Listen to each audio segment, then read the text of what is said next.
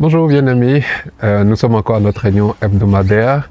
Merci de nous avoir suivis. Merci aussi pour ceux et celles qui se sont abonnés et puis encore pour ceux et celles qui ont pu partager nos vidéos. Nous vous encourageons vraiment à le faire et aussi à nous suivre sur notre page Facebook et les autres pages aussi. Aujourd'hui, nous changeons un peu de décor. Vous voyez que nous sommes un peu à l'extérieur. On a voulu essayer cela. C'est sûr qu'on aura un peu de la concurrence au niveau des sons parce que bon, il y a d'autres bruits qu'on ne peut pas vraiment maîtriser. Donc veuillez nous excuser pour cela. Cela dit, nous commençons encore d'autres séries d'enseignements. Nous allons toujours continuer la série sur la délivrance. Mais aujourd'hui, nous avons trouvé bon de peut-être nous arrêter un peu puis parler de la situation du Covid-19. Dont tout le monde parle aujourd'hui et qu'est-ce que nous pensons de cette situation et tout. J'aimerais juste vous ramener toujours à la parole de Dieu. Ça, c'est ce que nous avons décidé de faire, c'est toujours partir de la parole de Dieu. À partir de là, on pourra peut-être apporter ce que nous avons comme réflexion.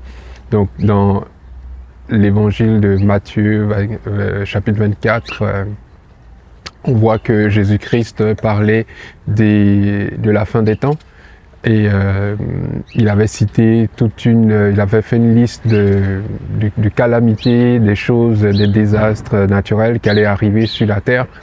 Et voilà.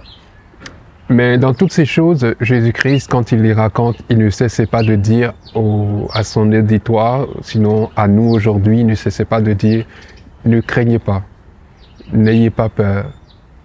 Que personne ne vous séduise.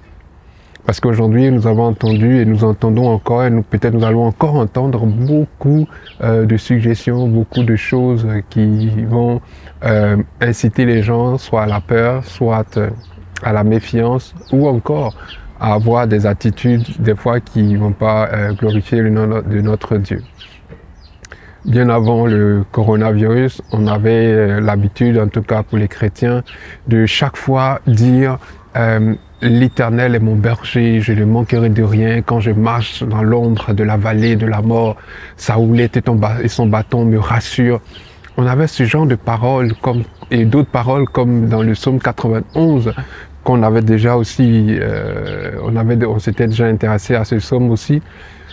Toutes sortes de paroles, que 1000 tombent à mon côté, 10 000 à ma droite, je ne serai pas atteint. Il y a toutes ces choses-là qui viennent, mais aujourd'hui, c'est vraiment rare d'entendre ce genre de choses dans le milieu chrétien. Et même que on a peur d'en parler parce qu'on s'est dit, mais si j'en parle et puis après j'attrape le coronavirus et le pire, si j'en meurs, ça veut dire que je n'aurais pas cru. Non, ce n'est pas ça. Si le chrétien meurt, il a l'assurance qu'il va rencontrer le Seigneur Jésus-Christ. Et s'il vit, gloire à Dieu, parce que le coronavirus n'a pas eu raison de lui et il continue à vivre. Donc que nous vivions, que nous mourons, la gloire est toujours à notre Dieu, à notre Seigneur et à notre Père. Donc moi, avec mon frère Roland, nous vous encourageons vraiment à mettre votre confiance dans la parole de Dieu. Ce que nous voulons dire aujourd'hui, c'est que Jésus-Christ, Matthieu 24, il fait toute une liste de choses qui doivent arriver et chaque fois il dit « Ne craignez pas, n'ayez pas peur ». Il lui répète constamment. Et il dit même que ce que vous allez entendre, ce qui va arriver, que ce soit des maladies, que ce soit aujourd'hui on parle de pandémie, mais que ce soit aussi des guerres, des bruits de guerre, les chrétiens n'ont pas à craindre. Et il va dire quelque chose qui est très important, en tout cas pour nous, c'est que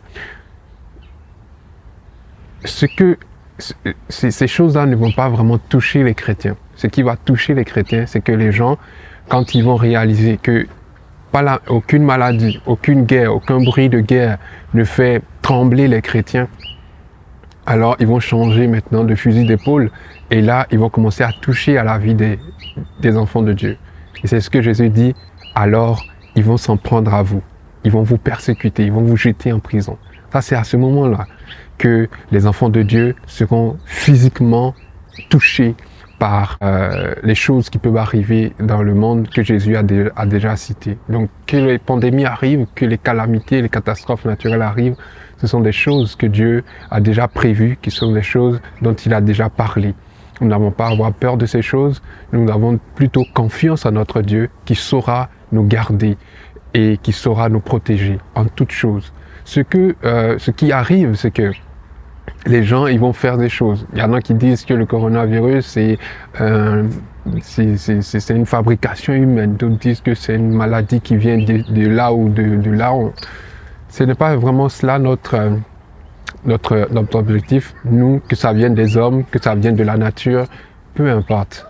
C'est Dieu qui est au contrôle de toutes choses. Et nos vies sont dans les creux de ses mains. Et nous dépendons vraiment de lui et nous sommes sa propriété et nous sommes aussi sa priorité. Car il est dit, nous sommes la prunelle des yeux du Seigneur. Il sait prendre soin de ses enfants, il sait prendre soin de nous et nous aussi nous devons lui retourner cette attention-là par une confiance pleine et entière en lui.